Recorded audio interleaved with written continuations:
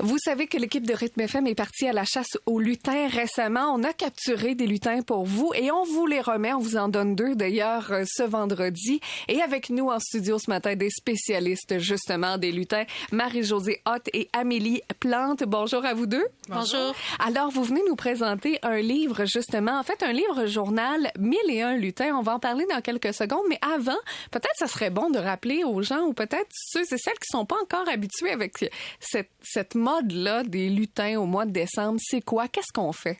Ben en fait, les lutins arrivent dans les maisons à partir du 1er décembre. Les enfants posent des pièges afin que les lutins puissent s'y prendre et passent jusqu'au mois de décembre là, tous les jours avec leur lutin. Le lutin bouge seulement quand il n'est pas à la vue des gens. Donc, quand l'enfant dort, parti à l'école, ben, le lutin peut faire des petites choses, soit des farces, fouiller dans le frigidaire, leur poser des défis, leur laisser des messages, etc. Donc, l'enfant, quand il se réveille ou qu'il revient, bien, il est super stimulé. Puis, c'est une belle façon aussi d'amener de l'éducation ou du renforcement positif avec les enfants. Et le 24 décembre, le lutin repart pour aider le Père Noël pour donner les cadeaux. Et là, dans ce livre-là, il y a plusieurs choses, vraiment un livre complet, surtout là, si vous êtes parent, que vous commencez juste à avoir des enfants qui sont en âge de chasser le lutin, entre autres. On défait quelques mythes, entre autres, c'est pas vrai que les lutins figent aussitôt que le jour se lève. Ils figent plutôt lorsqu'ils croisent le regard d'un être humain. C'est bien ça? Exactement. Ben, je pense que le plus grand mythe, c'est que ce n'est pas tous les lutins qui sont des farceurs, parce que c'est ce qui ressort le plus, c'est le lutin le plus commun.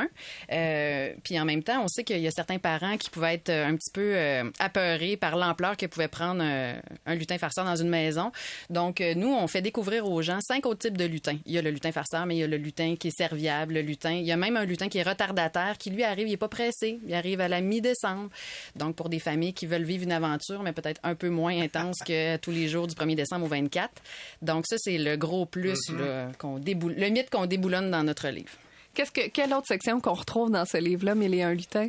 Ben moi, mes sections préférées, c'est les sections de correspondance du lutin, les sections journal, parce que ça favorise l'écriture et l'imaginaire chez l'enfant. Donc, l'enfant a une place pour écrire le message du lutin et le lutin peut répondre dans le livre. Ce que ça fait aussi, c'est que l'enfant peut le conserver jusqu'à plusieurs années. Donc, un souvenir mémorable qui reste. Les enfants du primaire peuvent écrire eux-mêmes leurs mots, mais le parent peut le faire avec son enfant. Donc, ça peut quand même être utilisé avec un enfant de 3, 4, 5 ans.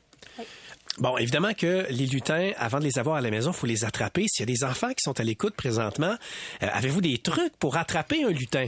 Ben nous, l'année passée, notre lutin, on n'a pas besoin de l'attraper. On s'est levé un matin et il avait décoré le sapin de Noël puis il était perché dedans. Mais on a déjà attrapé le lutin aussi avec un papier autocollant, comme les papiers qu'on recouvre les livres. Alors, on a pris un papier comme ça qu'on a mis à l'envers avec des traces de bonbons et le lutin s'est pris dedans. Chez moi, c'était plus une piste de bonbons qu'on faisait avec les restants de bonbons. Puis le lutin, on avait mis un piège au bout. Fait que c'est une façon de passer les restes de bonbons d'Halloween. Ben oui, donc on va attraper notre lutin cette année. Et ce qu'il y a de le fun, c'est cette année également, bon, on vous en donne 2 ce vendredi, mais on vous donne avec chaque lutin vient le livre journal, donc 1001 lutins, écrit par Marie-Josée Hott et Amélie Plante. Et on peut aller visiter aussi le site internet des créations Crasses, Krasses, pour d'autres détails sur nos lutins. Merci beaucoup à vous deux. Merci.